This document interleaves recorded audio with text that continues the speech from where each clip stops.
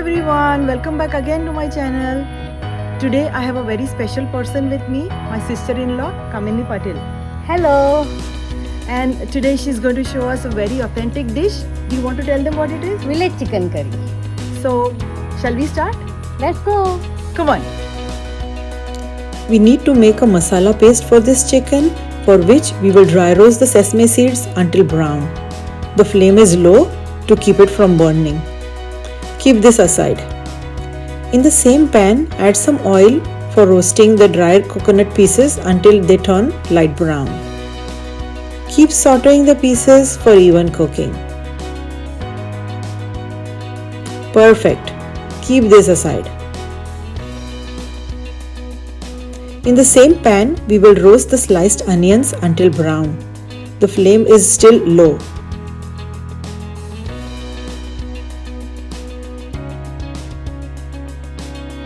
Keep this aside to cool a bit. Now add all the cooled roasted ingredients along with some garlic and tomatoes to make a paste. If you have not already subscribed to my channel, then go ahead and hit the subscribe button and also the bell icon so that you get notified with any new recipes that I post every week. Thank you. Add very little water as we need a nice thick paste.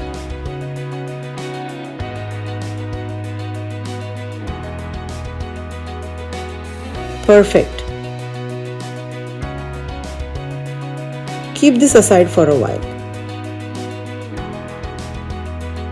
Now for the main curry. This recipe calls for a bit more oil than we usually use. A nice fresh sprig of curry leaves will give a great taste to the curry. In go the finely chopped onions to be sauteed until light brown. This time the flame is on medium-high.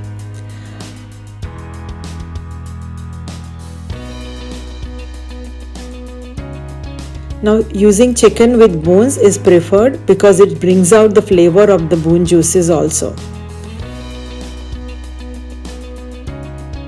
Keep sauteing until the oil separates. It takes a few minutes, but it's totally worth it for the final flavors of the curry.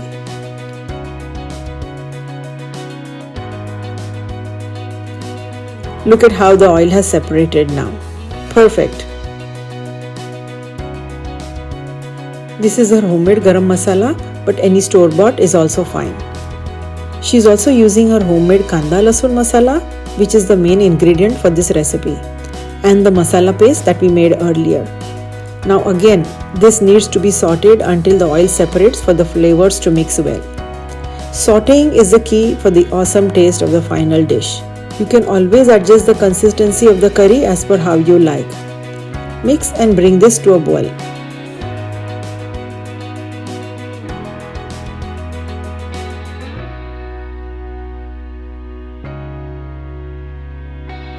Lower the flame and allow it to cook completely, checking once in between.